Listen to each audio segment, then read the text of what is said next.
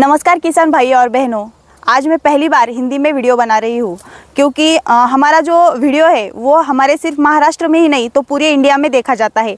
और इस बात का मुझे बहुत आनंद है कि मेरा वीडियो जो है हमारा पूरा इंडिया देखता है और पसंद भी करता है। लेकिन महाराष्ट्र के बाहर से जो किसान भाई बहन रहते हैं उनका कहना था कि दीदी हमें मराठी वीडियो इतने अच्छे से समझ नहीं आते, हमें हिंदी लैंग्वेज अच्छे से समझ आती है, तो आप एक दो वीडियो प्लीज़ करके हिंदी में बनाओ। तो आज मैं पहली बार हिंदी में वीडियो बनाने की कोशिश कर रही हूँ क्योंकि आज मेरा मैंने अब तक हिंदी में कोई वीडियो नहीं बनाया है, तो इसीलिए थोड़ा सा डर भी है कि मुझसे कोई भूल या गलती ना हो जाए। तो अगर हो गई तो प्लीज़ मुझे संभाल लेना क्योंकि आज मैं पहली बार हिंदी में वीडियो बना रही हूँ। तो सबसे पहले आप सभी का तृप्ति डेयरी फार्म इस यूट्यूब चैनल में मन से स्वागत है। और अब तक अगर आप चैनल में नए हैं और आपने अभी तक चैनल को सब्सक्राइब नहीं किया है तो सबसे पहले हमारे चैनल को सब्सक्राइब कीजिए और बेल आइकन को क्लिक कीजिए, जिससे आपको नेपियर के बारे में या खेतीबाड़ी के बारे में नए नए वीडियो की जानकारी मिलती रहेगी। आज का वीडियो आप एंड तक देखिए। तो किसान भाई और बहनों, आज हम सबसे पहले देखेंगे ऑस्ट्रेलियन रेड नेपियर के बारे में जानकारी। तो ऑस्ट्रेलियन रेड नेपियर की पूरी जानकारी जानने के लिए आज का वीडियो आप एंड तक देखिए, जिससे ऑस्ट्रेलियन रेड नेपियर के बारे में आपको जो भी जानकारी चाहिए होगी वो आपको पूरी तरह से मिल सके। इसीलिए वीडियो में लास्ट तक बने रहिए। ये ऑस्ट्रेलियन रेड नेपियर है। इसका जो प्रजाति है ये ऑस्ट्रेलिया में हुई है, ऑस्ट्रेलिया के यहाँ से है। तो इसमें जो क्रॉस किया गया है नेपियर को, तो ये बीट और रेड कलर का मतलब लाल गन्ना जो होता है उसका दोनों का मिलाकर ये क्रॉस बनाया गया है। और इसका जो क्रॉसिंग करके इसकी जो पैदाइश है ये ऑस्ट्रेलिया की है। वरना कुछ किसान भाई मुझे कॉल कर पूछ लेंगे कि दीदी इसका क्रॉस आपने घर पे बनाया है, कहाँ पे बनाया है या किस संशोधन केंद्र में बनाया है।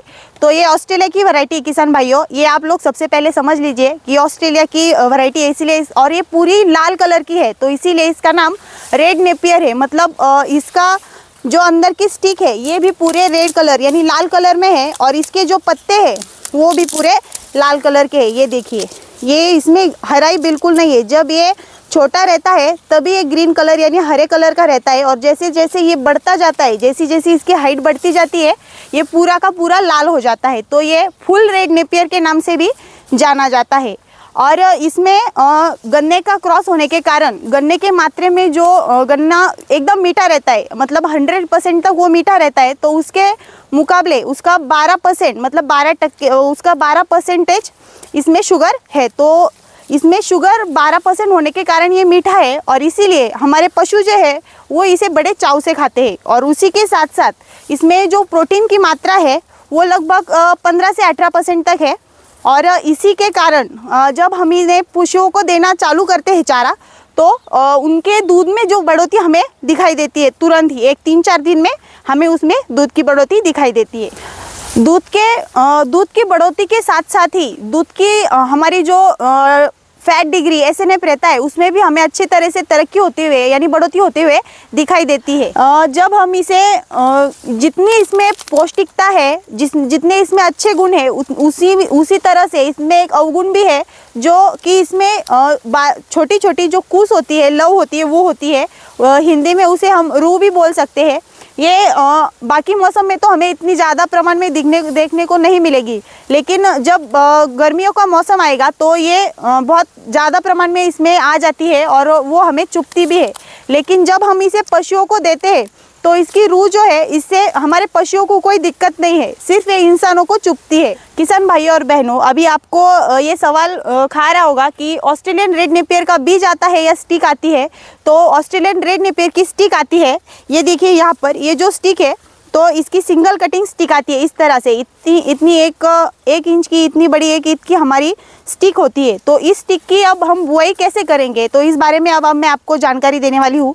तो स्टिक की बुआई करने से पहले आपको हमारा जो खेत है उसका पूरी तरह से अच्छे से हमें उसको मशागत करनी बहुत ज़रूरी है। जैसे कि हमें उसके पूरी मशागत करनी है, उसमें खाद डालकर हमें हमारी खेत जो ज़मीन है वो एकदम उपजाऊ करनी है, जिससे जब हम हमारी नेपियर की स्टिक उसमें बुआई करेंगे तो उसमें से हमें ज़्यादा से ज़्यादा उत्पादन मिल सके। तो चलिए जानते हैं किस तरह से हमें उसकी बुआई करनी है। खेत की मशागत करने के बाद हमें जो कैरी है, मतलब जो बेड है, दोनों लाइनों का जो अंतर है वो 3 फीट का होना चाहिए। जैसे कि आप लोग यहाँ पर देख सकते हैं, हमने 3 फीट का बेड जो है वो बना लिया था। और उसके बाद हमें स्टिक जो है इसके अंदर बुआई करनी है स्टिक की। तो चलिए मैं आपको दिखाती हूँ कि हमें स्टिक किस तरह से बोनी है। जब हमने ये बेड बना लिए है तो उसके बाद हम ये जो स्टिक है इसकी बुआई कैसे करेंगे, तो ये बात मैं अभी आपको बताने वाली हूँ। तो इसको आप स्टिक बोल सकते हैं या फिर कलम बोल सकते हैं। तो आज हम इसको यहाँ पर कलम बोलेंगे। तो इस कलम की हमें बुआई करने से पहले सबसे बढ़िया ख्याल क्या रखना है कि इसका ऊपर का ये जो हिस्सा है, मतलब इसके ऊपर का जो आवरण है, ये हमें पूरी तरह से निकाल लेना है। किसान भाइयों और बहनों, ये बहुत ज़रूरी है कि बुआई करने से पहले ये जो स्टिक है, ये जो कलम है, इसके ऊपर का हमें ऊपरी हिस्सा पूरी तरह से, इसका जो छिलका है ये हमें निकाल लेना है। ये देखिए, इस स्टिक का हमें ये जो पूरा आवरण निकालते समय हमें ये ख्याल रखना है कि स्टिक की ये जो आँख है, हम इसे आँख बोल सकते हैं, तो इसको कोई नुकसान नहीं होना चाहिए। इस तरह से हमें इसका ऊपर का पूरा आवरण जो है वो निकाल लेना है। स्टिक जो है इस तरह से हमें पूरी तरह से छील कर लेनी है। इस तरह से स्टिक जो है पूरी तरह से हमने छील कर ली है और इसकी सावधानी बरती है यहाँ पर हमने कि इसकी आँख को कोई नुकसान नहीं होना चाहिए। और जब अब हम इस स्टिक की बुआई करेंगे तो हमें इन दोनों स्टिक में की जो दूरी है वो 1.5 फीट तक की रखनी है। मतलब अगर हमारा बेड जो है वो 3 फीट का है तो हमें दोनों स्टिक की जो दूरी है वो 1.5 फीट तक रखनी है। तो आइए मैं आपको बताती हूँ कि इसकी बुआई किस तरह से हमें करनी है। जब हम इसे ज़मीन में लगाएंगे तो हमें ये ध्यान रखना है कि इसकी ये जड़ों वाली जो जगह है और ये जो आँख है, इतनी हमें मिट्टी में लगानी है। तो चलिए मैं आपको दिखा देती हूँ कि इसे किस तरह से हमें मिट्टी में बोना है। तो आइए, ये देखिए, इस तरह से ये जो स्टिक है ये ऊपर से हमें इस तरह से प्रेस करके पूरी मिट्टी में डालनी है, जिससे इसकी जड़ों वाली जगह और आँख पूरी मिट्टी में जानी चाहिए, इस तरह से। तो दोनों स्टिक का जो अंतर है वो हमने यहाँ लिया है 1.5 फीट का। तो अगर आपकी जो बेड है वो आपने अगर 4 फीट का लिया है तो दोनों स्टिक का अंतर आप लोग कम भी कर सकते हैं। सिर्फ आपको लगाते समय ख्याल क्या रखना है कि इसकी आँख और जड़ों की जो जगह है वो पूरी तरह से मिट्टी में जानी चाहिए। तो किसान भाइयों और बहनों, आपने यहाँ पर देखा है कि मैंने स्टिक जो लगाई है उनकी दोनों के बीच की जो दूरी है वो 1.5 फीट की है। लेकिन मैंने इस स्टिक को जहाँ पर बोया है ये बेड की बगल में मैंने इसको बोया है। आपको बेड के बीच में नहीं लगाना है इसको। आपको जब आप इसकी खड़ी स्टिक लगाते हो तो आपको इस तरह से उसको बेड के बगल में लगाना है, जिससे अगर बारिश भी बहुत ज़्यादा हो जाए तो इसके ऊपर मिट्टी का इतना ज़्यादा प्रादुर्भाव नहीं पड़ेगा और आपकी स्टिक जो है वो अच्छे से निकल आएगी। और स्टिक की बुआई करने के बाद किसान भाइयों, ये बहुत ज़रूरी है कि आपको खेत को तुरंत ही पानी देना चाहिए, जिससे कि ये स्टिक जो है वो खेत में ज़मीन में मिट्टी के साथ सेट हो जाए और उसकी उतरने की जो क्षमता है वो अच्छे से हो जाए, उससे अच्छी फसल निकल जाएगी। तो किसान भाइयों और बहनों, अभी हमने देखा कि इसकी बुआई किस तरह से करते हैं। तो बुआई करने के बाद इसकी जो पहली फसल है, मतलब पहली कटाई जो है वो कितने दिनों में आती है।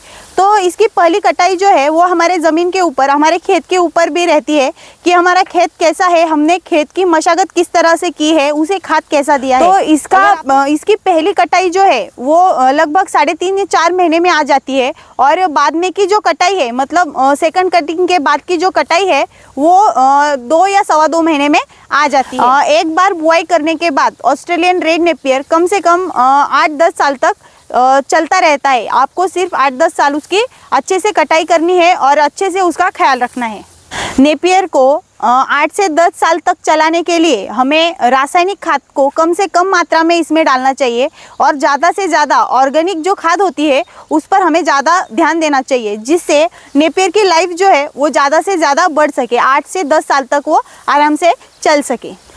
तो किसान भाइयों और बहनों, आज का वीडियो आपको कैसा लगा मुझे कमेंट में ज़रूर बताइएगा और अच्छा लगा हो तो लाइक, कमेंट्स और शेयर करना ना भूलें। और अभी तक अगर आपने चैनल को सब्सक्राइब नहीं किया है तो सबसे पहले चैनल को सब्सक्राइब कीजिए।